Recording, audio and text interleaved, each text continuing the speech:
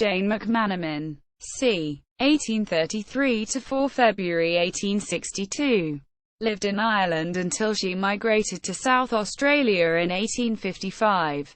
She lived the remainder of her life in South Australia. Newspaper reports of the time almost all spell her surname incorrectly, as Macmenimen. Early life. At the age of 22, Jane, together with her sister Margaret, 21, migrated to South Australia. They sailed to the colony aboard the ship Velocity, and the passenger lists for that voyage show that prior to migration they had been living in County Tyrone. First years in South Australia. Both sisters were initially employed by Leonard Lovegrove of Poltalloch Station on the shore of Lake Alexandrina, where Jane worked for over 2 years. She later worked for William Carter, who was both postmaster and ferry keeper at Wellington, on the Lower Murray. Jane clearly regarded Carter as a trusted confidant, and she left her savings in his keeping. All who knew her praised Jane's frugality, and when she left his employ, Jane entrusted £50 and some of her possessions with Carter for safe keeping. Disappearance from Salt Creek in 1862. By early 1862, Margaret Macmanamin was working at Gwitchin Bay, in the southeast of the colony, and Jane had, for about 2 years, been working for Malachi Martin and his wife, Catherine, at the Traveller's Rest at Salt Creek.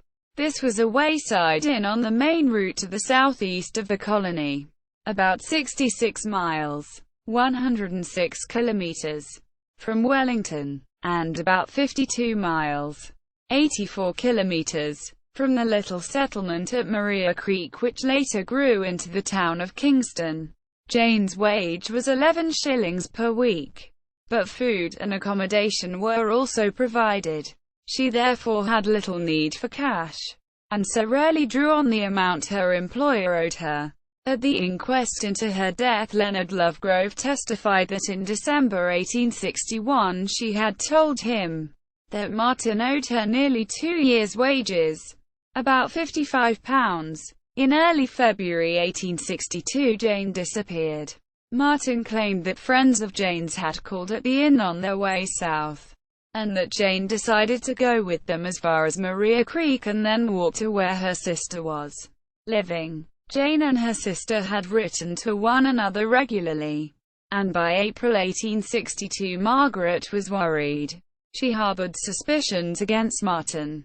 She wrote to William Carter, who made inquiries of his own, and then notified the police.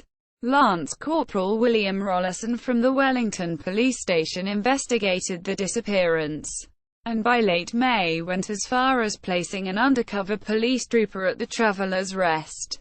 Murder. On the 29th of May, an Aborigine, Mickey, told William Allen of Woods Wells, 11 miles, about 18 kilometers, north of Salt Creek, that another, a Tawanese, had found Jane's body hidden and partially buried in a wombat hole about half a mile, about 800 meters, north of Martin's house. Allen telegraphed the police at Strathalbyn, where the message was received by police trooper Paul Focher, who reported this by telegraph to headquarters and then rode to Wellington to inform Rollison of the discovery. Rollison subsequently began a long and very thorough investigation into the murder, and it is largely through his reports to police headquarters that so much detail is known about the case. Jane's body was exhumed from the makeshift grave and taken to Woods Wells, where an inquest was held. On the 2nd of June, the inquest found that Malachi Martin should be tried for willful murder. William Allen made a coffin and buried Jane's body on top of a hill about 200 meters from house. However, the Crown Solicitor believed it was necessary that medical experts should examine the remains, so they were disinterred once more so this could be done. The examination was undertaken by Dr. Goss, who had travelled from Adelaide for the purpose. He found that the cause of death was strangulation. Martin's trial date was set for the 20th of August 1862 and witnesses were subpoenaed. William Wilson. One of the witnesses was a carpenter named William Wilson. Apart from Jane and Martin, Wilson had been the only person staying at the Traveller's Rest at the time of Jane's disappearance, Martin's wife and children being away at the time. Wilson had testified that Martin had sent him on an errand to a station about 20 miles, about 32 kilometers, from Salt Creek. On his way to Adelaide to testify at the trial, he stopped for the night at Wellington where, in a drunken state, he claimed to have seen Jane's dead body in the inn at Salt Creek. He was arrested as an accessory to the crime. The trial was postponed, and Wilson was taken to Adelaide to stand trial with Martin on 2 and 3 December 1862. Wilson claimed that he had asked Jane to marry him on the evening of 3 February 1862 and that she had accepted his offer, but he had told no one about this except Malachi Martin. If true, it would seem that this is what prompted Martin to murder Jane rather than pay her the 2 years' wages he owed her. However, Wilson appears to be an unreliable witness, and Martin said that Jane had promised not to leave while Mrs.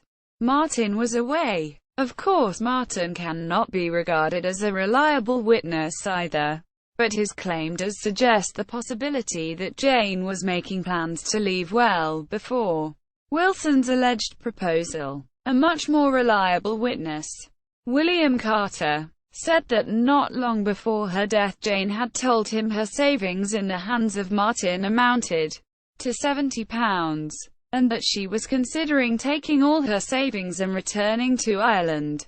Trial and sentence. Neither Martin nor Wilson testified at the trial. Martin was found guilty and sentenced to death and was hanged at the Adelaide jail on 24 December 1862. His remains were buried within the jail. Wilson was found guilty as an accessory after the fact and sentenced to 4 years hard labor. The newspaper reports indicate that Martin made only one statement from the gallows.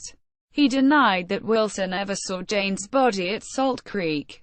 Jane's grave. After Dr. Goss had examined Jane's remains, they were reinterred where William Allen had buried them, at Woods Wells. In the 1920s there were reports of a jam tin marking the site of Jane's grave, and later of a stone cairn being erected there.